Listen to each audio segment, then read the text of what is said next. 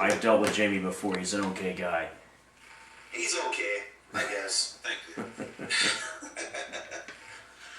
So Neal, what piqued your interest in the paranormal? What got you started? Did it start at a young age? A very young age, actually. The age of 5 is technically when it started for me.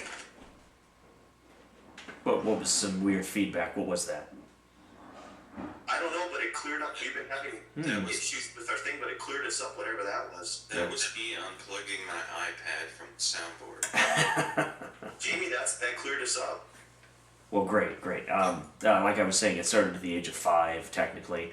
I did my first stint of field research at the age of 12 when I decided to go backpacking through the back 40 of my grandmother's property in search of Bigfoot. And unfortunately, during a failed night of camping out, all I really ended up discovering were some ticks and a few beehives. I've not given up my search for Sasquatch, of course. It's an elusive enigma. But at the age of 5, I started seeing the spirit of my deceased grandfather, who passed away when I was 3. And it wasn't until I was 21 that we were all told the truth that he had committed suicide because he had mental issues and abused alcohol. But from the age of 5 up to the age of about 13, I saw him appear before me the week anniversary of his death. And he kept appearing to me with slits in his wrist and slit in his throat. And I was told at the age of 21 that he had slit his wrist and his throat and bled out basically in a tree that he had planted 25 years before on the property that he and my grandmother raised their 11 children on.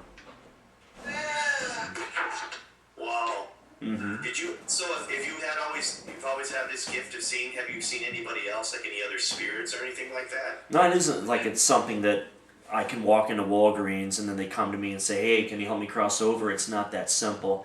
Usually it just happens in random flashes and reflections or spots in the peripheral vision. Oh, wow. Not necessarily something I can turn on, unfortunately. Oh, okay. So you did get a lot of fascinating stories from your grandmother.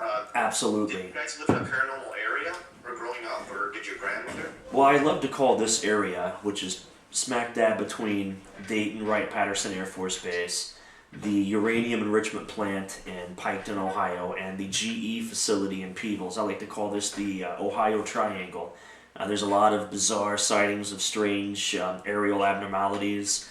There's strange sightings of bizarre creatures, even something as simple yet exotic as an Africanized lion or black panthers or kangaroos. It's a plethora of strange sightings that many truckers have reported to me, police officials, whether they be state troop, highway patrolmen, or sheriff's department people. I've received a lot of strange reports through the years, and this area specifically. Wow. I mean, I live up in northern Wisconsin. We don't get much going on up here. Well, you have the dog man, but it depends on what part of Wisconsin. That's a little bit. Yeah, I'm up in the northern part. Everything happens down in that's an area. Yeah. A lot of paranormal stuff by Burlington and stuff like that. A little up north, you don't get much going on up here, but I better not ask for any craziness, but you never know what'll happen. Ask and you shall receive. Right. So, have you been investigating anything lately? Anything interesting? Lately, we just did a property in downtown Chillicothe, which Chillicothe, Ohio, is Ohio's first capital. In fact, it was the town so nice they made it the capital twice. And we did a property in the old downtown district that used to be the home of the original Chillicothe Gazette, which is the oldest paper east of the Alleghenies. And it went from that to being a law firm, and there's tons of boxes of old law records of clients, records from different businesses that are stockpiled in there. I mean, not really protected under lock and key, which they should be. And they've suffered severe water damage, but this was being used as a workout gym, kind of like Curves or Body Zone. They were using the bottom floor for that, but the entire property itself is completely dilapidated. I wouldn't even put a homeless person in there. It's not safe. But there were some strange reports coming out of there, and the findings were inconclusive, but our encounters were substantial. One of which being a girl that was there. Her mother owns the property. She was with us. She was standing next to one of my team members. My team member, who's an expert in folklore, mythology, and vampirism. She was standing right next to her, videotaping and asking questions of the people that own the property. And she stopped, looked to her right, and she goes, "Oh my God!" The girl that was next to her, her ponytail lifted up in the air, and the back of her shirt was being pulled right in front of one of my teammates. And another member of my team turned immediately and started flashing pictures, but unfortunately, he was standing in an angle where he could not get the shirt being pulled, but he did get the ponytail extending outward. Wow, that's crazy. Mm-hmm. So that's almost like physical evidence. So have you got any good pictures of any spiritual orbs or anything like that? I have.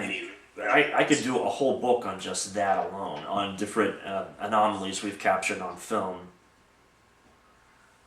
If you'd like, I could send some to you right now in the middle of the show if you wanted to share it with the audience, but there's really not a whole lot of sight going on within a radio broadcast like this, of course. Right. So what makes Parks Paranormal different from the other, ghost hunters? There's so many groups out there. What makes you special? What makes you different from them?